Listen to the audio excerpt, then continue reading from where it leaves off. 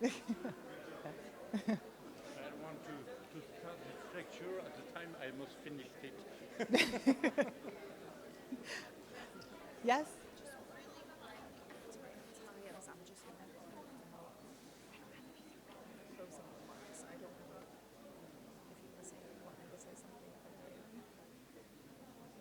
Let me think about it.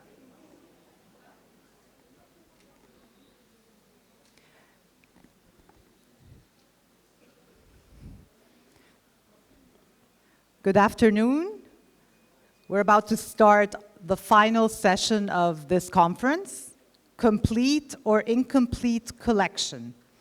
And our first speaker for this session is Dr. Marc Gabolde, who will be speaking to us about a tale of some missing jewelry from Tutankhamun's tomb recently located. Please join me in welcoming Dr. Marc Gabolde.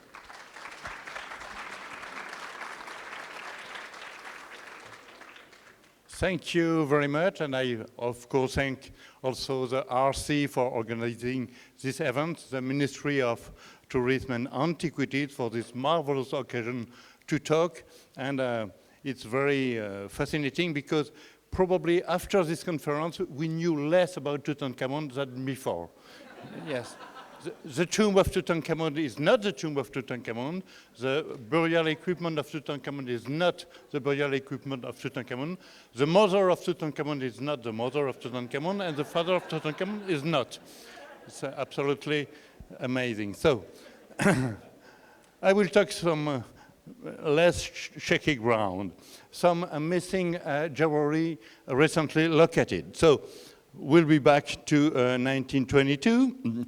And you know the heroes of this adventure, Lord Carnarvon, Lady Evelyn, Arthur Callender, and Howard Carter.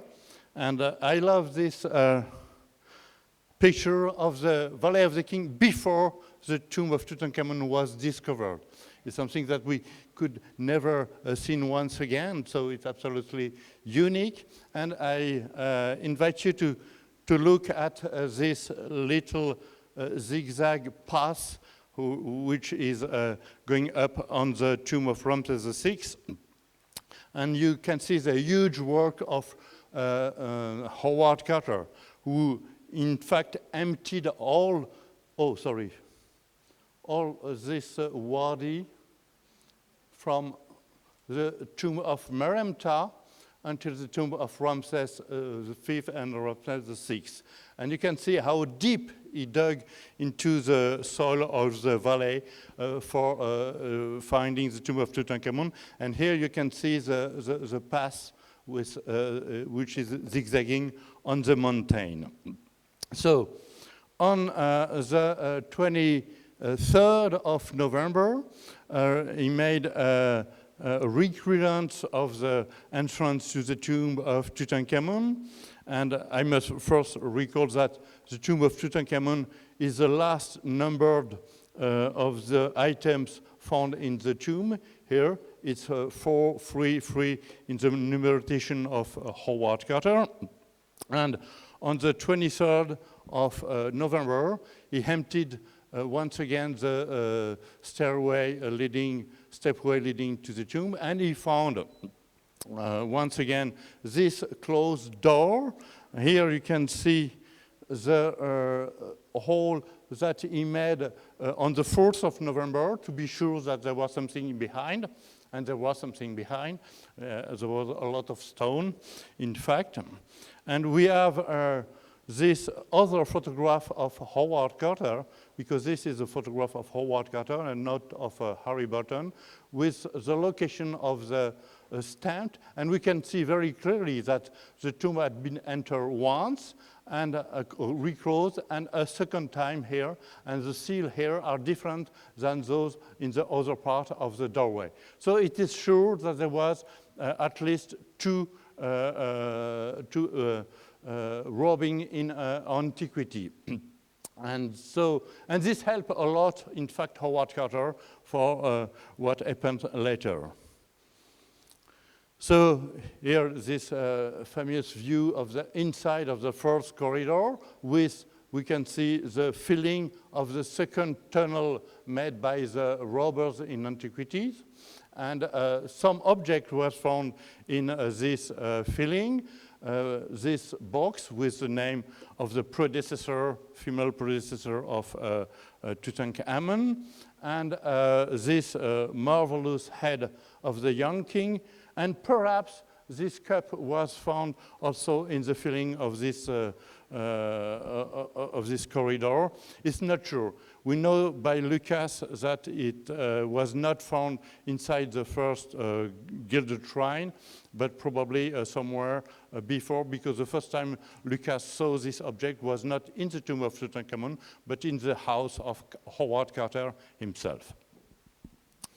So, and it was very embarrassing for Pierre Lacau, who was at the head of the Antiquity Service by this time, because this head was found, in fact, in a box of wine, Fortnum and Mason, to be precise.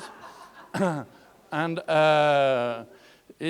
we don't know if it was going to go to England or elsewhere.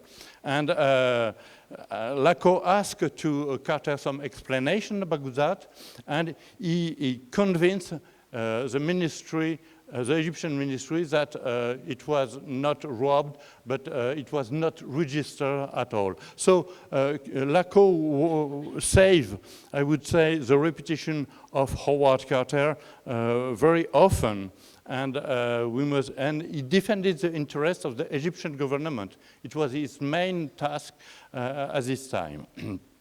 And so this famous photo, I have tried to put some names. So Morkos Hanabasha, Ministry of Education, Abdelhamid Badawi Pasha, Pierre Lacau, Howard Carter smiling, which is very rare, and I thought it was Harry Burton, but I was told recently that it's not Harry Burton.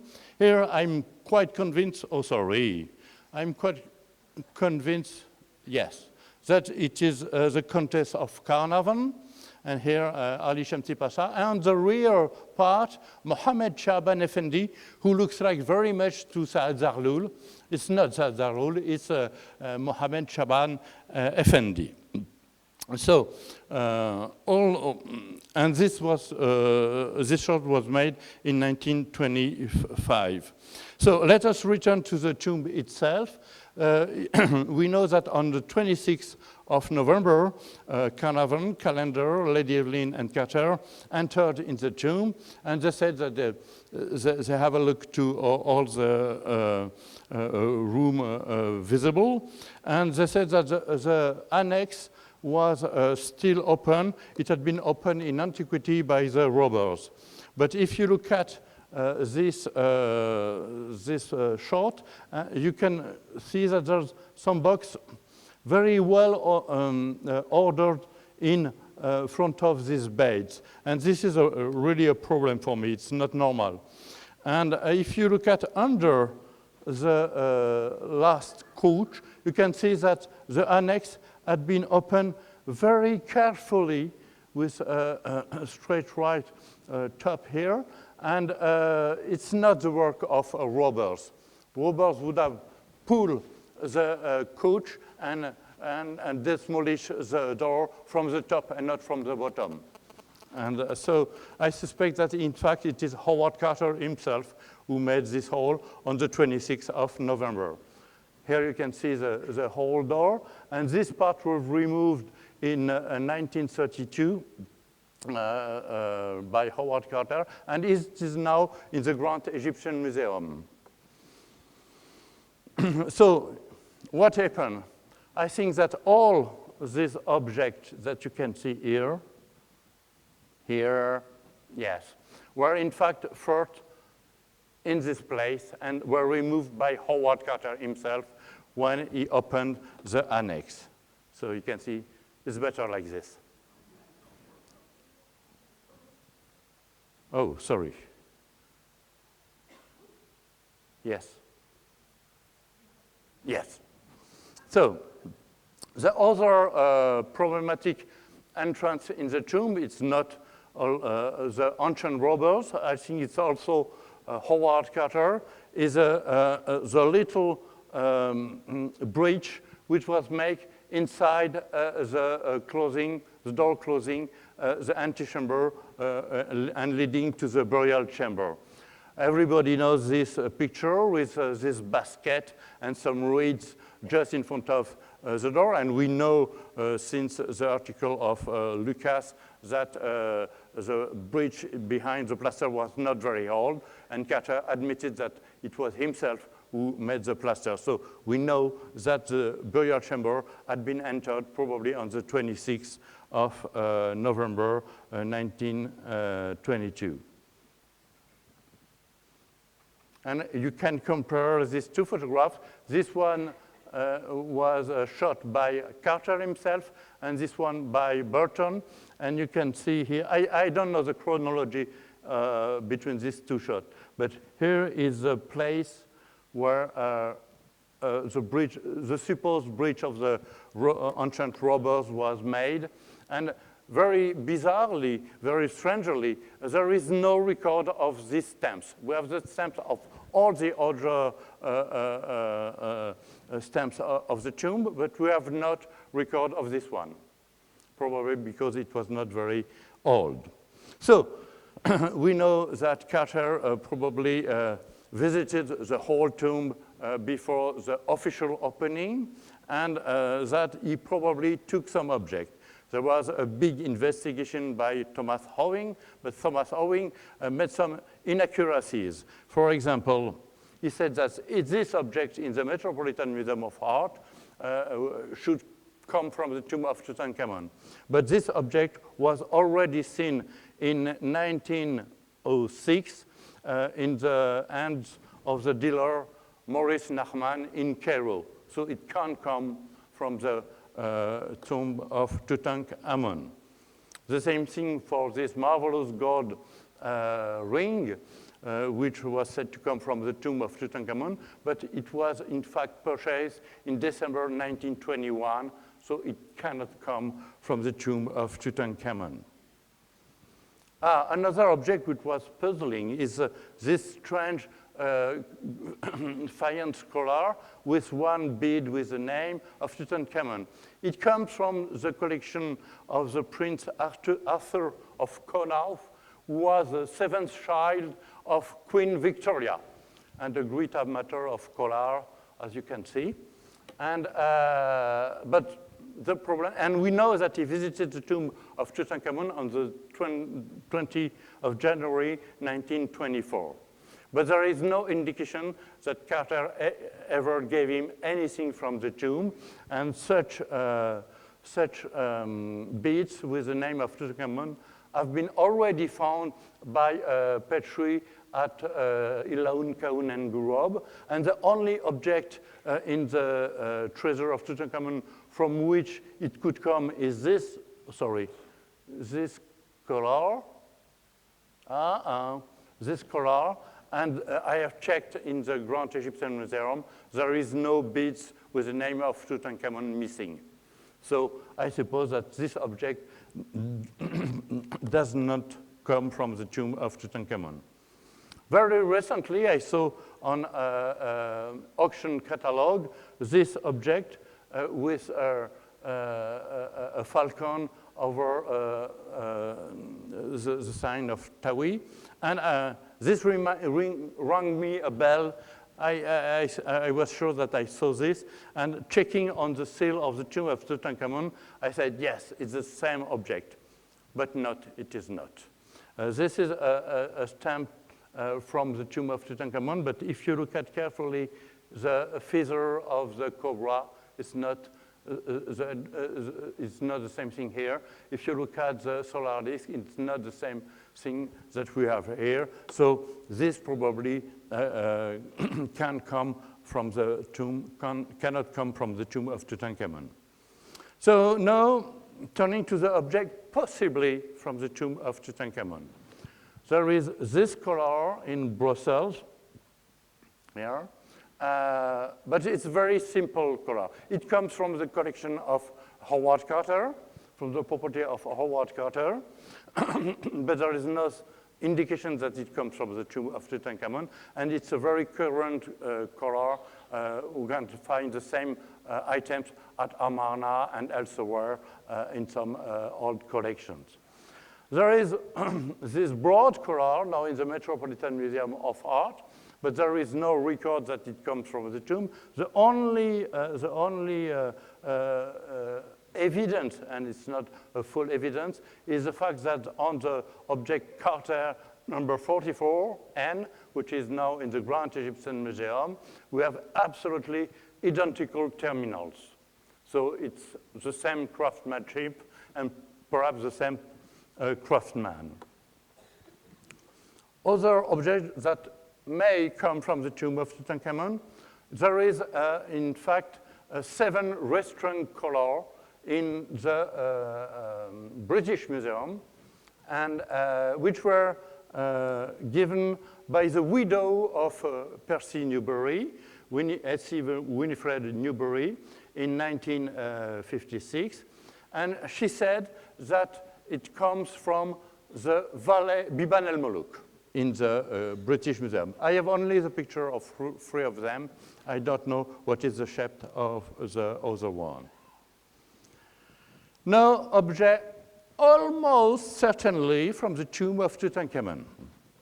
This object, which is in the St. Louis Art Museum, and which was purchased from the Carter's collection in 1940. And if you look at on the left, there's an object which looks like very much the same beads, the same unseen in gold, the same small beads in faience, and this object never reached the Cairo Museum. So for me, it's quite clear that this object is in fact a fantasy necklace made with some part of this object which never reached the Cairo Museum. Another missing object is the number Carter 256Y.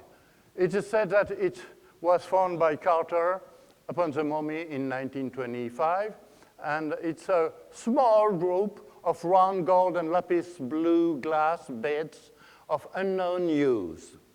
And very strangely, in 1964, the British Museum got from Mr. Chapman this collar, which is made of 44 gold beads and 43 blue glass beads, and it belonged to Howard Carter. And of course, the object 256Y never entered in the Cairo Museum. So there's a possibility, at least.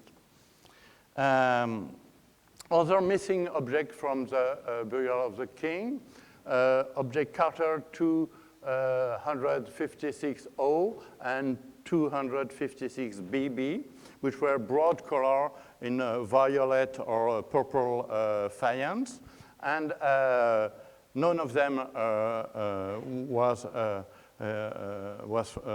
reached the Cairo Museum. And one of them was in so bad decay that it was put in a box and never restrung by the time of Howard Carter. But if you look at this one was in fact found by Burton in the house of Carter and reached in 1949 the Metropolitan Museum of Art and was returned in 2010 or 2011 as it was clear that it was from the tomb of Tutankhamun. The other is still in the USA. It's this object, Brooklyn Museum number 4522. And it's from the collection of Howard Carter, but it's clearly restrung because there's some gold beads which are in fact missing. So you can see that there's some colors in America and in other places in Europe that probably could be linked to the tomb of Tutankhamun. Last but not least, in 2015, I checked some auction catalog, as I very often do, and had a look to this collar with drop-shaped beads of gold and small sequins with 2 holes. And 2 weeks later, I come back to this object, and this also rings me a bell. And I remember that, in fact, this object, which is now in a private collection in America, and it was said to come from the tomb of the 3 Syrian princesses. And this rings me a bell, and I remember that on the chest of King Tutankhamun, we had this kind of broad collar with beads in the shape of drops and a small sequence. So I say, perhaps this is that. Is it the same? I don't think. I will explain that this collar, in fact, had been robbed twice. A first part by the time of Carter, and the second part probably during the Second World War.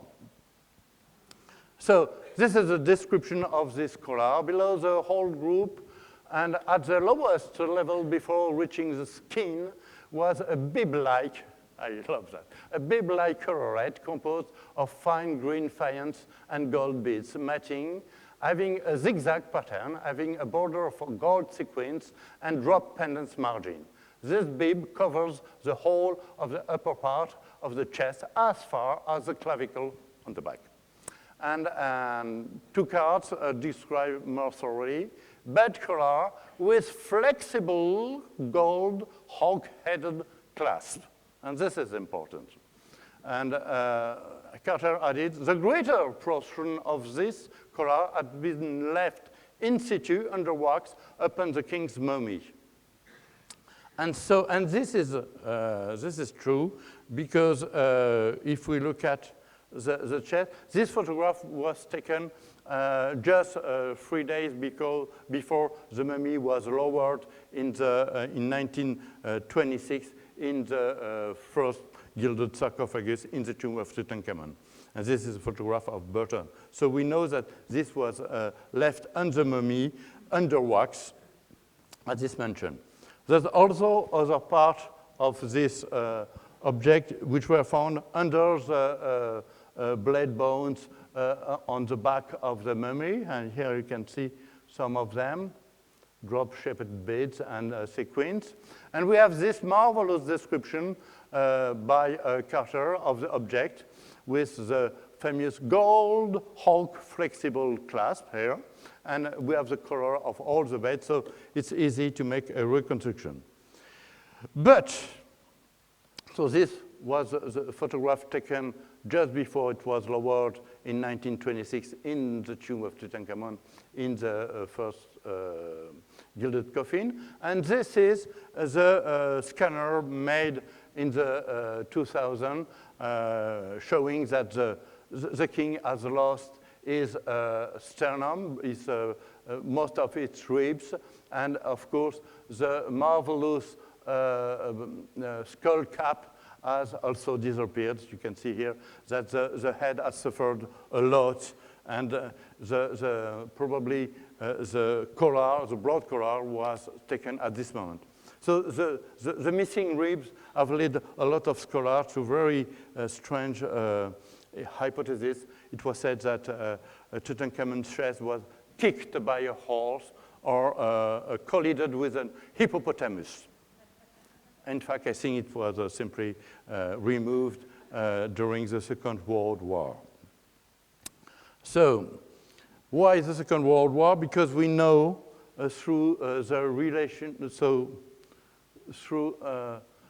the relation of Zachariah Gronheim, which was unfortunately never published, and Labi Babachi mentioned also that there was a lot of lootings in the Noble Valley and also probably in the Valley of the Kings during the Second World War. You must consider that it was not a very good time for archaeology with Erwin Rommel and Bernard Montgomery fighting in the sands of El Alamein. So I hope that one day we can recover this report of Zachariah Ronheim about the looting during the Second World War. I hope it's somewhere in Egypt. I've seen that there's a lot of photographs from Zachariah Ronheim's excavation which are exhibited in the Sphinx Avenue. So I suppose there's some archives of Zachariah Ronheim somewhere in Egypt. So let us turn to the collar itself. I said that the terminals should have been transported to the Cairo Museum. This was not the case. They never reached the Cairo Museum. So I suppose that they were kept by Howard Carter. I suppose he was, in fact, trapped by the time. When he removed the collar, he realized that he couldn't remove the whole, and he left the central part on the mummy, and it was subsequently robbed, and he kept the lateral part with him, and I suppose he didn't want to let it in his house on the left bank because it was not so secure, so he took it back to England. I suppose knowing the psychology of Carter, it's the kind of thing that could have occurred. And, but fortunately, they are not completely lost. In the Kansas City Museum, you have this object, which, as you can see, there's some hinge here, and you cannot try to link these two pieces. Is absurd. There is no collar in this shape in ancient Egypt. So this means that there is a missing, a missing extension. And so that corresponds exactly to a gold hawk-headed flexible clasp. So, and you must consider that this object was also from the collection of Howard Carter. The pieces were given by a member of the Carter family to a surgeon who was an amateur Egyptologist and who attended Mr. Carter. On the surgeon's death, we purchased them and sold them to a private collector who has had them until now. It came to our notice that this is not interesting. This is a letter from Spink & Son, one official from Spink & Son, to the curator of the Kansas City Museum. So it comes from a surgeon who made an operation, surgical operation on Howard Carter. So this is my reconstruction of the broad collar as it was with the help of the file at the Griffith Institute, and because I have sometimes between 2 hours and 4 hours in the morning to work a little bit for myself, so I made this. And now you can see this was left on the mummy, but unfortunately was robbed during the Second World War and has completely never resurfaced. That apparently completely disappeared. These are the terminals at Kansas City, and these, I suppose, are in fact the collar that was on sale on October 2015 at Christie's, and which is owned by American collectors on the East Coast. So the problem was to know who was this surgeon, and the most likely candidate is Lord Berkeley Moynihan from Leeds, who in fact extracted Carter's gallbladder and formally removed Carnarvon's appendix. So he was very close to this Egyptologist, and his biographer says that he met later Howard Carter on his trip to Luxor, and he was a funny guy. He said that he was not here at the time of the discovery, which probably saved him from the curse. And he said that he met also Herbert Willock, And Moynihan told, I was called in professionally and reduced the subcoracoid dislocation of the shoulder of a sphinx. The accident occurred around 1450 BC, and there was a compound fracture to complicate the matter. So I suppose it's a surgeon which is mentioned in the correspondence with Spickenson. He had a grandson, Lord Anthony Moynihan, who was very picturesque. He married 5 times, and the second of his wives was Princess Amira, a belly dancer. What is the relation with Tutankhamun's collar? I hope nothing.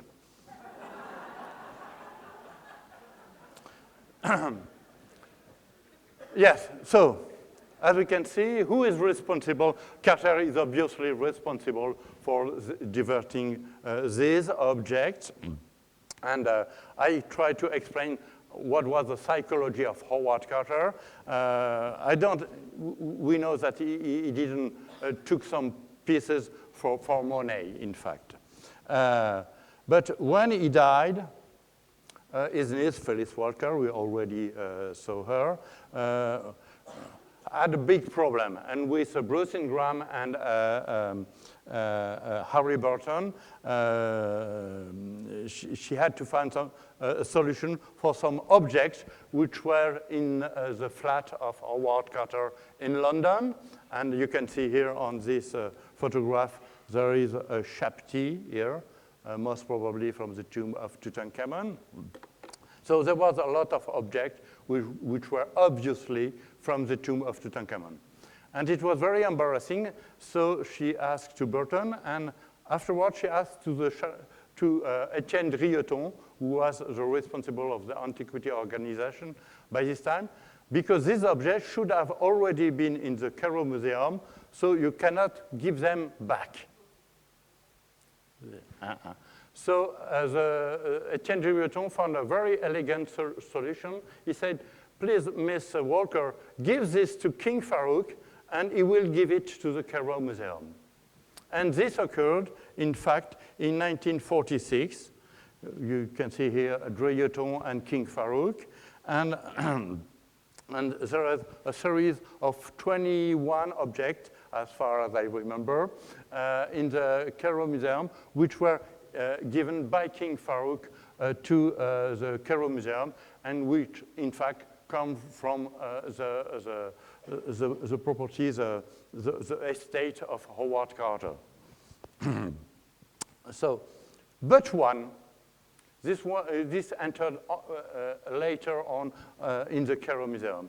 It was kept by King Farouk, who found it very, very extraordinary, marvelous, and kept it for himself. And it was only recovered when King Farouk departed for Italy.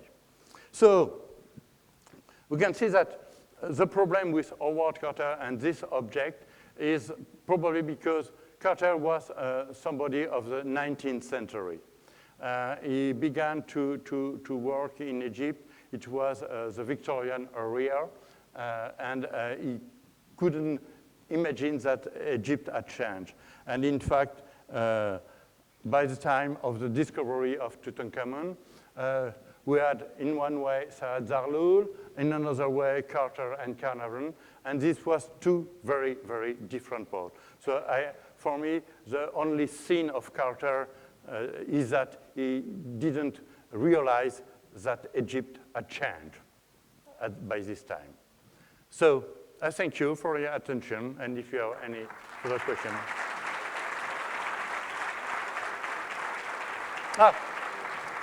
I must recall one thing. We are celebrating the centennial of the opening of the tomb of Tutankhamun, but it's also the bicentennial of the discovery of the hieroglyph by Jean-François Champollion. And it's not so bad also.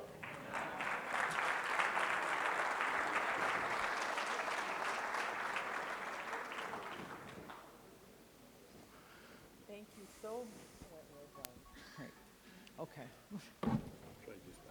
Thank you so much, Dr. Gabolde. That was fascinating. You certainly have a great eye for detail and a wonderful sense of humor.